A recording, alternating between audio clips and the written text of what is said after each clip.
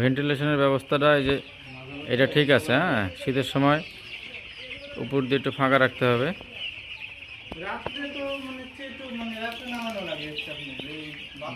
সেটা পরিস্থিতি বুঝে ব্যবস্থা নিতে হবে।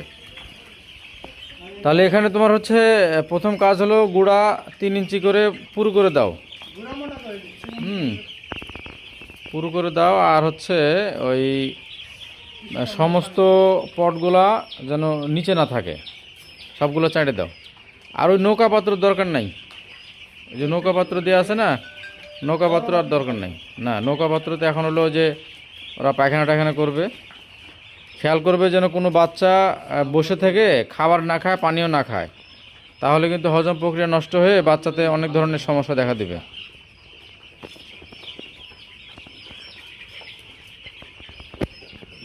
নতুন জানুয়ারিতে দেন, প্রথম সপ্তাহে জানুয়ারি